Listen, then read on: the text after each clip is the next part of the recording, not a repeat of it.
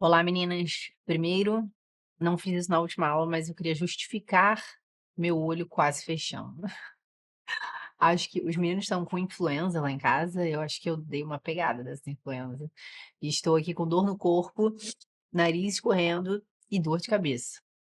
Mas seguimos firmes aqui para dar essas aulas aqui para vocês, tá? Daí você fala, Samia, que título é esse? O mínimo. Quando eu estava preparando essa aula, na verdade já estava um tempão para gravar essa aula e eu fiquei pensando: "Caramba, o que que eu faço na minha casa o tempo todo com os meninos, que eu acho que eu faço isso todos os dias, essas coisas que eu acho que eu faço todos os dias, e é algo que eu acho que faz muita diferença na educação dos meninos". Então, e aí o pessoal da equipe falou: "Ah, eu acho que o tema poderia ser o mínimo", né, tipo, o mínimo que você precisa saber, fazendo referência, obviamente, àquele livro do Olavo, "O mínimo que você precisa saber para não ser um idiota", "O mínimo que você precisa saber para ser uma mãe atenta e para orientar bem os seus filhos", então essa é a ideia, tá? Então vão ser 7 itens, e que vocês já ouviram falar aqui na comunidade, mas eu quis compilar isso aqui tudo numa aula só, tá? Então, primeiro, então isso, são coisas que eu faço, acho que todos os dias eu faço isso na minha casa, tá? Primeiro, quando você disser não, seja firme no não. Então, é comum as mães, os pais falarem não, e de tanto que a criança fica, mas pai, mas mãe, mas poxa, nanã", os pais vão lá e cedem, né? Ou então dizem não agora, e aí amanhã já pode, né? Ou diz não de manhã, à tarde já fala um negócio diferente. Então, o que que acontece? Tentar ser firme no não significa que, óbvio, a gente não vai falar não para tudo, né? Então a gente não vai toda hora, não, não, não, não, não, não, não. Então a ideia é que a gente tenha critérios na nossa cabeça de orientações claras que sempre são assim. Então, independente do que acontecer, as crianças entendem que é para ser assim e que vai ser assim sempre. Então, não adianta espernear, é assim. Ou seja, são como que estacas firmes que eu decido de regras e de hábitos que vocês, como boas alunas da comunidade, sabem que não são regras e hábitos tiradas da minha cabeça, mas são regras e hábitos que têm um motivo de existir, que elas têm uma intencionalidade educativa e que por isso eu sigo essas regras. E normalmente essas regras que são tipo regras chaves, elas são regras que eu mesma sigo. Ou seja, são regras que me levam a uma virtude, que é uma virtude que também é desejável a mim alcançá-la. Então, isso faz com que os meus filhos não percebam como algo tirano da minha parte. A senhora pode, mas eu não posso, né? Mas algo que, caramba, isso é algo que eu também corro atrás disso. Eu também procuro viver assim. Então, isso faz com que os nossos filhos encontrem coerência. Então, isso faz com que, quando o nosso sim for sim, que o nosso sim seja sim e que o nosso não seja não. Isso, nossa, diminui o estresse demais. Porque eles sabem que, ao falar sim ou ao falar não, vocês refletiram sobre isso. E vocês têm uma intencionalidade educativa. E que vocês não vão ficar mudando a todo momento. E que não adiantar a criança ficar se esgoelando, se esperneando, nananã, que você vai mudar de ideia. Isso ajuda demais na educação dos nossos filhos, tá? Então, eu vou dar aqui um exemplo bobo, mas que serve para vários exemplos. Mãe, sei lá, chega 2 horas da tarde e a criança fala: Mãe, posso comer biscoito? O que que tem que passar na sua linda cabecinha materna? As regras que você tem na sua cabeça. Regra número 1. Antes de lanchar, eu preciso comer uma fruta. Então, antes de que eu coma um biscoito, se fosse a hora do lanche, eu precisaria comer uma fruta antes. Então, essa é uma regra na minha casa. Antes de comer qualquer coisa, primeiro come a fruta, tá? E daí, é claro, a fruta nutricionalmente talvez seja o mais importante? Sinceramente, eu acho que não. Porque o carboidrato e a proteína nutricionalmente são mais importantes. Mas virtuosamente ela é importante. Ou seja, é importante que as crianças comam frutas que, em geral, as crianças não gostam tanto, então ali elas conseguem exercer a sua fortaleza e exercer a sua temperança, e não comer apenas o que ela gosta. Então, a fruta vem antes, tá? Então, depois ela vai comer, e, em geral, o carboidrato e a proteína são mais gostosos, então é mais fácil da criança comer, tá? Então, a fruta vem antes. Depois, não comemos entre as refeições. Então, você tem isso na sua cabeça. Por que não comemos entre as refeições? Eu também não como entre as refeições. Por quê? Porque isso é importante para uma ordem interior. Isso é importante para que eu viva a minha temperança. Isso é importante para a mortificação dos meus sentidos. Ou seja, eu consigo sentir fome e falo, não vou comer agora, eu vou comer na hora do lanche. Isso é importante, cara, é sério. Quantos adultos não conseguem fazer isso?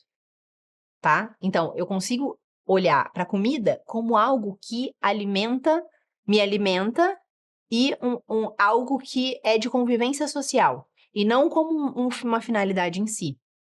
Então, eu não como entre as refeições. Eu também não como entre as refeições. Beleza? Em relação à fruta, eu como o que a minha nutricionista manda. Então, eu gosto de comer ovo? Não gosto. No meu lanche, eu como 2 ovos inteiros, 2 claras, um pão francês e um queijo prato. Gosto desse lanche? Não gosto, mas eu como isso todos os dias. E os meus filhos sabem. Mãe, a senhora gosta? Eu falo, não gosto. Mas isso é importante para que eu não fique tão doente. De fato, depois que eu comecei a comer aquilo que a nutricionista me indicava, eu parei de ficar doente. Então, é isso que eu como. Eu não como o que eu quero. Eu como o que que eu preciso comer nutricionalmente e que faça bem pra mim, tá? Então, meus filhos sabem disso.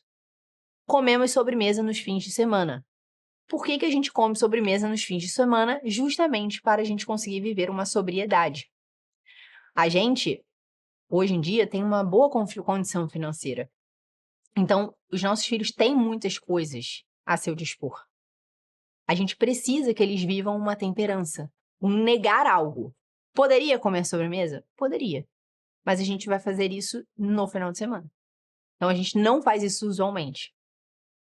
Uma outra forma da gente viver a temperança na minha casa é a gente beber água à noite em vez de beber um suco. Então, são formas que eu encontrei, eu e o Ítalo encontramos, daqui dos nossos filhos. Bem, tem disponível, mas não vamos usar. Então, isso também forma o nosso caráter, tá? Então, eu tenho isso claro na minha cabeça. Então, meu filho pede, posso comer um biscoito? Eu vou avaliar todas as regras na minha cabeça. Aí eu vou falar, não pode. Não está na hora do lanche. Se tivesse na hora do lanche, primeiro você teria que comer a fruta. E hoje não é sobremesa, não tem sobremesa se fosse depois do almoço. E aí você vai chegar para a criança, não pode. Ah, mas eu tava querendo então. Sim, mas a gente tem essas regras aqui e não pode, a gente vai comer no final de semana. Beleza? Ah, mas a criança tá doente, e daí um monte dessas regras vão cair por água abaixo. Sim, muito provavelmente, porque ela tá inapetente, porque ela já não quis comer adequadamente na hora do almoço, porque estava sem fome, e aí realmente eu quero que ela ingira caloria. Eu falo, pode comer. Então daí eu explico pra ela. Você tá podendo comer agora, porque eu preciso que você ingira caloria mais do que agora uma comida de fato boa nutricionalmente. Beleza, é uma exceção. Que ela percebe, ela tá vendo que ela tá doente. Então, isso é uma exceção. Tá? Então, que foi um exemplo do tipo, a minha resposta vai ser sempre a mesma. Por quê? Porque eu tenho todas essas regras, que essas regras têm uma intencionalidade educativa em cima de cada uma delas. Elas não são da minha cabeça. Eu mesma sigo essas regras. Entendeu? Eu mesma vivo a temperança. Eu mesma bebo água à noite. Você entende? Eu mesma como coisas que eu não gosto de comer, mas porque faz bem pra mim nutricionalmente. Então, a gente tá, todo mundo ali, seguindo uma regra e eu tô ajudando a que os meus filhos sigam isso também para o bem deles. Então, quando a gente faz isso, a gente ajuda os nossos filhos a formarem os próprios critérios.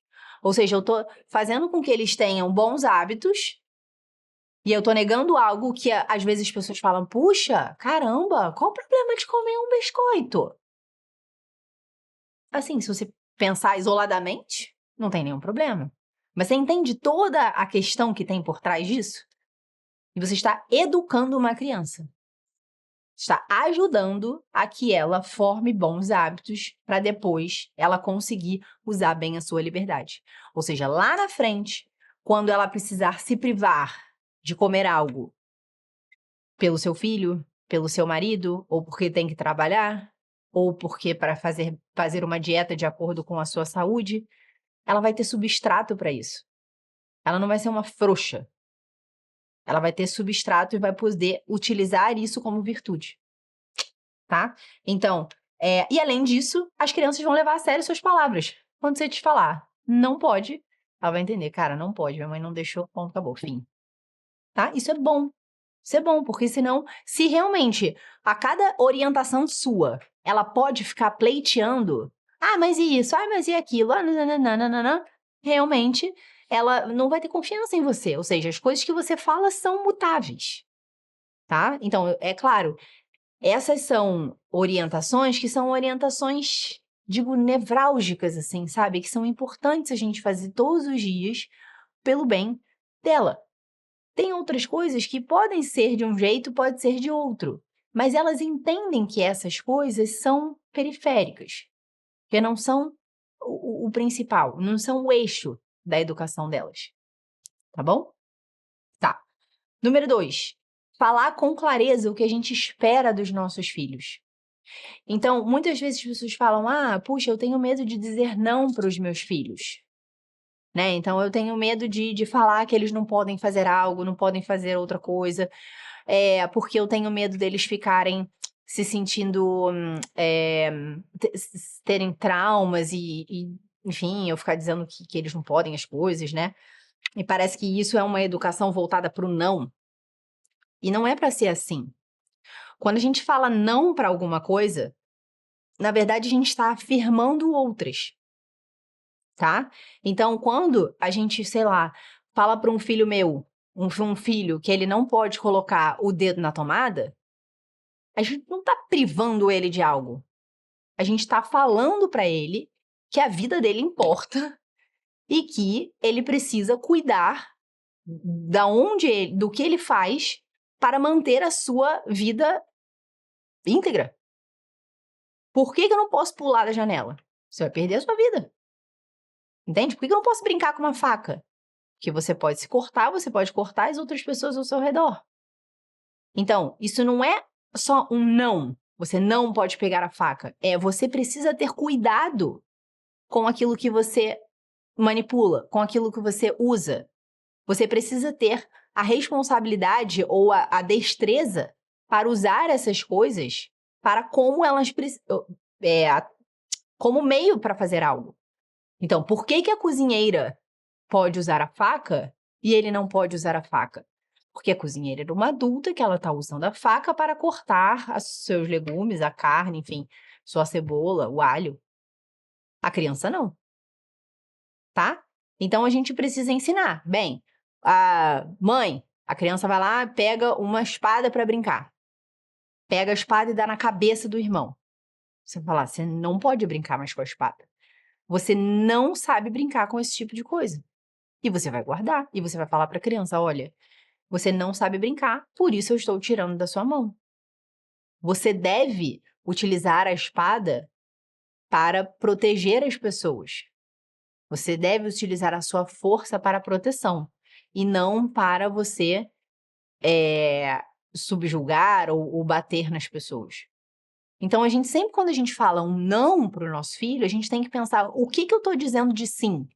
E a gente precisa, muitas vezes, verbalizar e orientá-la como a gente gostaria. Né? Então, tipo, você não pode bater no seu irmão. Isso, você não pode utilizar a sua força para o mal. Você vai lá e vai dar um abraço no seu irmão.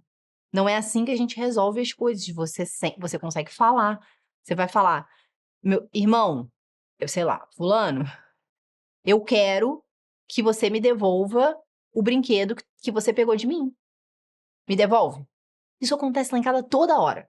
Principalmente com os pequenos. Às vezes o pequeno pega alguma coisa dos maiores e aí os maiores falam, não, me dá aqui. Eu falo, cara, calma. Chega pra ele e fala, Claudinho, me devolve porque isso é meu? O Claudinho devolve na hora. Assim, 90% das vezes. tá? Então, a gente tem que ensinar isso aos nossos filhos.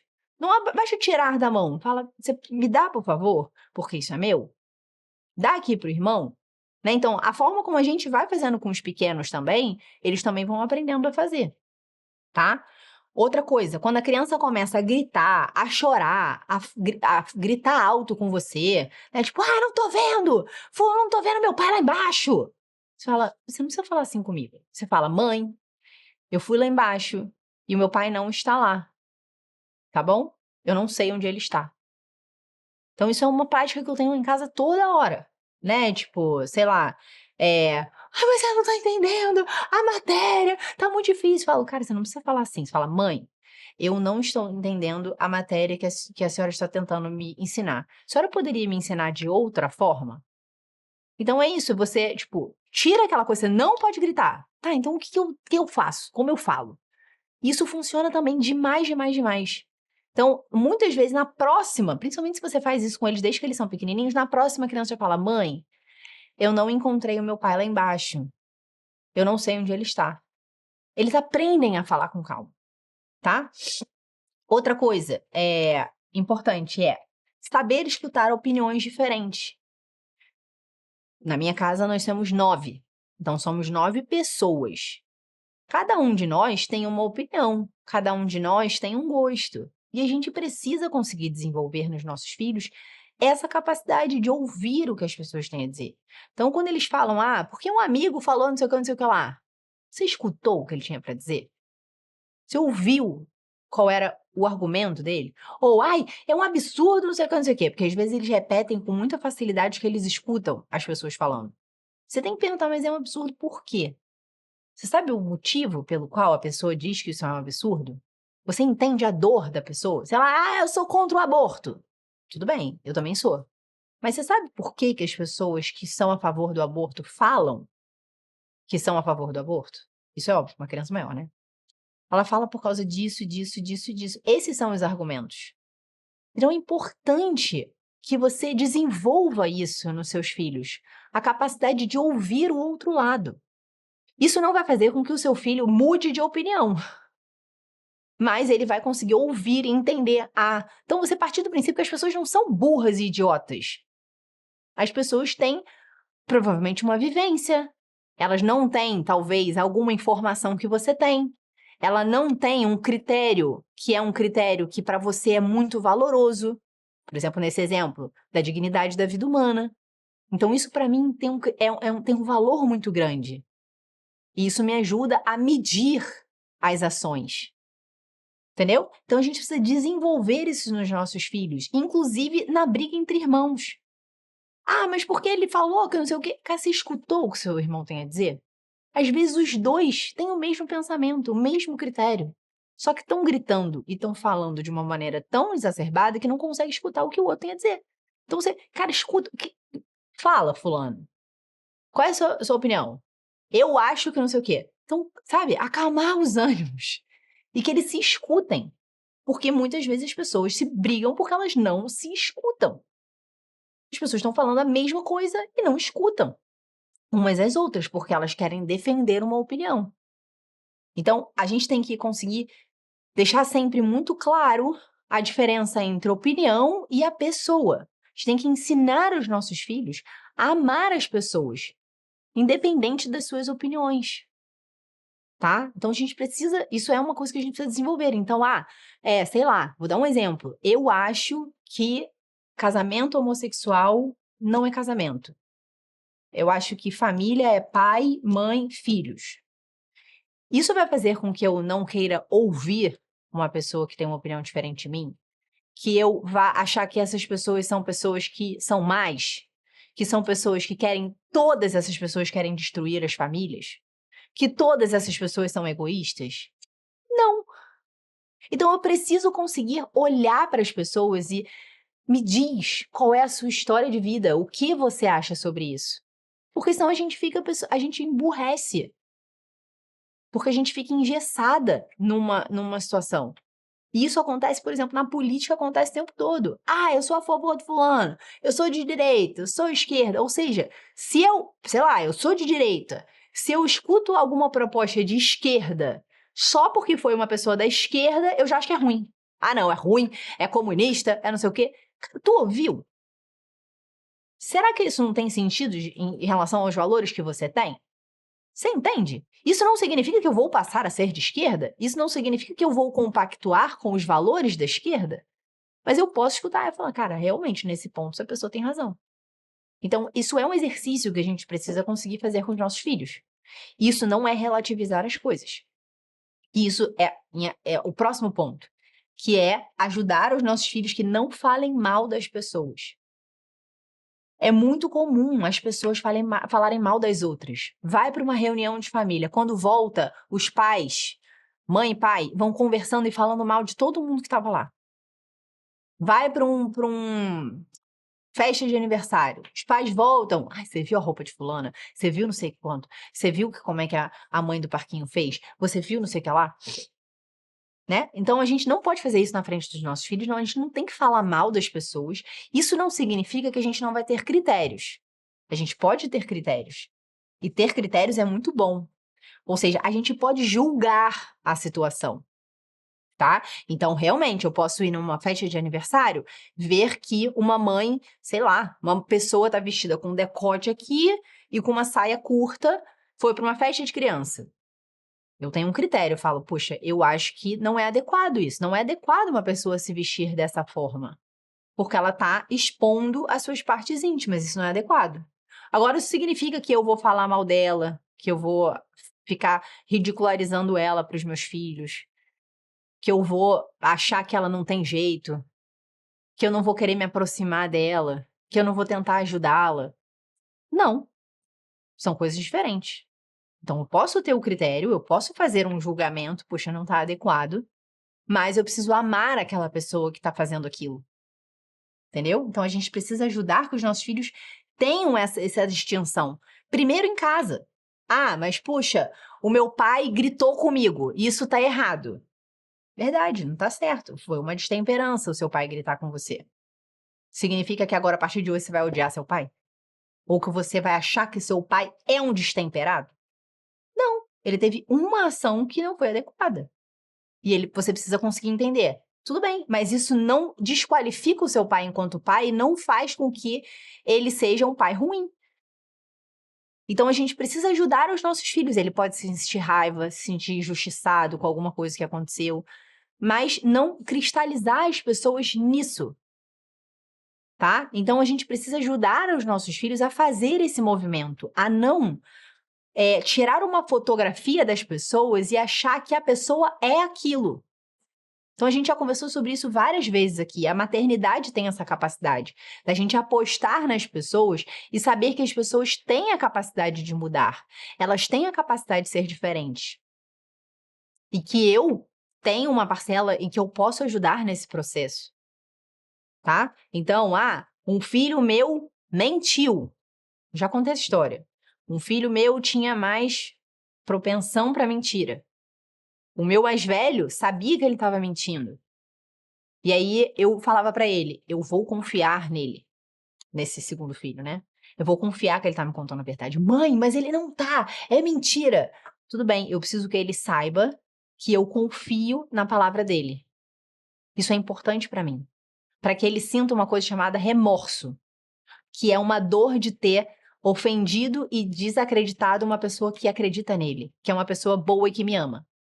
O remorso é importante para a mentira deixar de existir. Se eu ficar o tempo todo, não, tá errado, você mentiu para mim, né? Você tá mentindo, não tá? Você tá mentindo. A pessoa mais reafirma a sua mentira. Não, não fiz isso, eu não fiz isso, eu não menti. Ela vai se enrolando e ela não tem a capacidade de voltar à verdade, de ser sincera.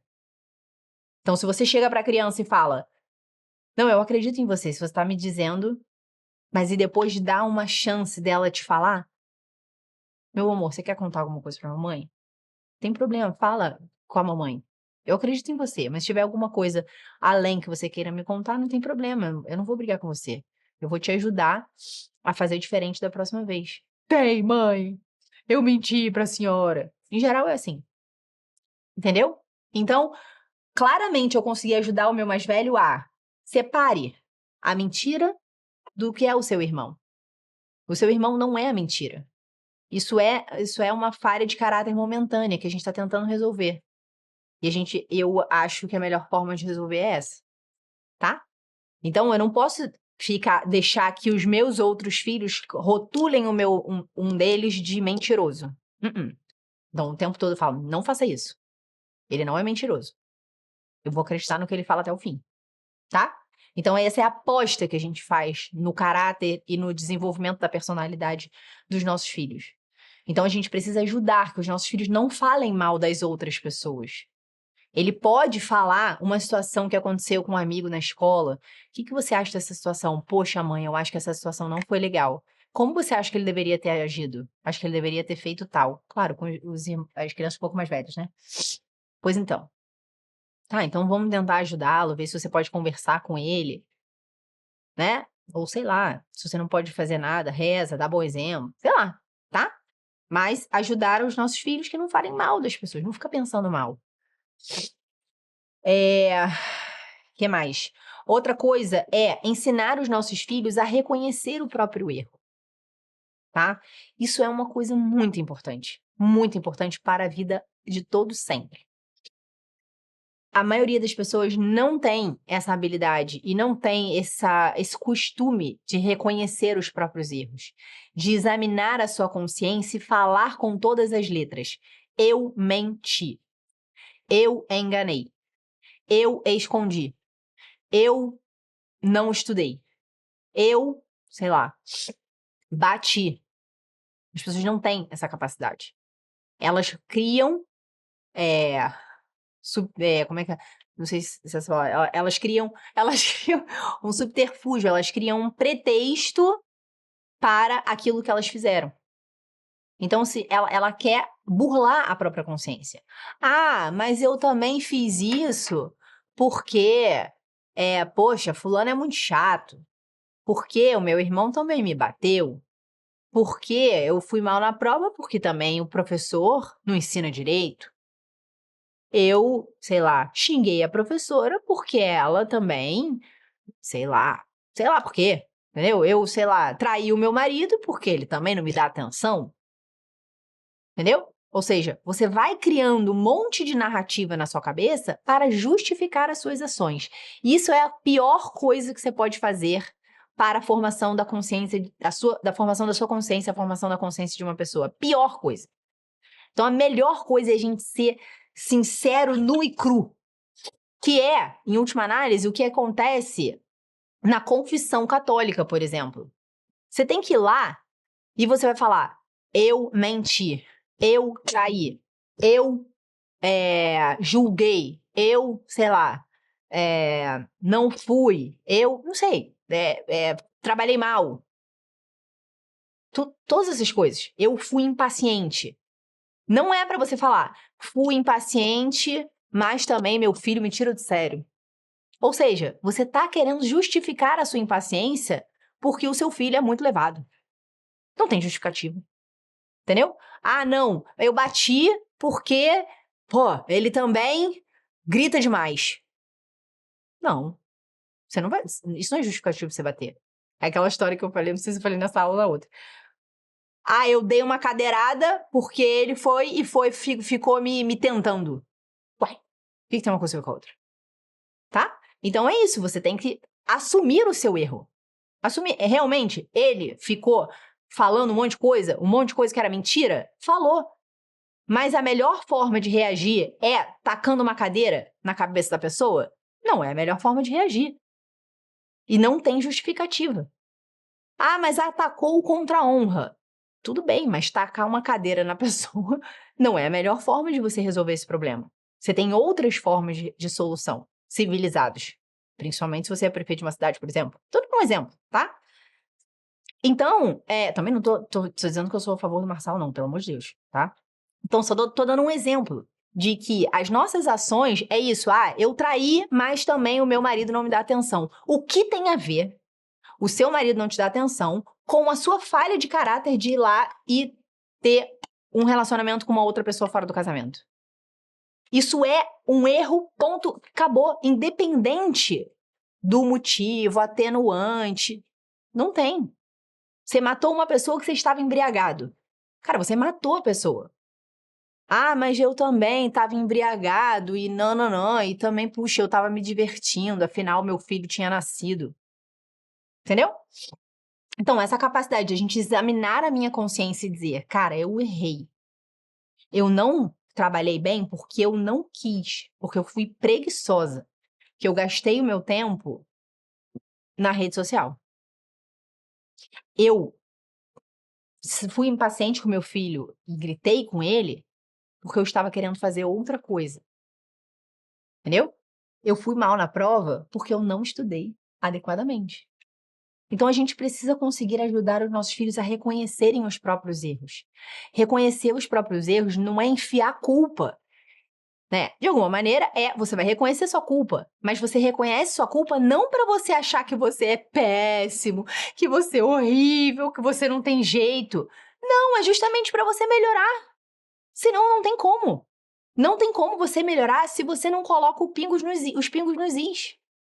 Então, examinar a sua consciência e confessar-se para você mesma, e eventualmente para o padre, se você é católica, isso te ajuda a olhar a você mesmo e aos seus problemas com clareza. E essa é a chance de você melhorar.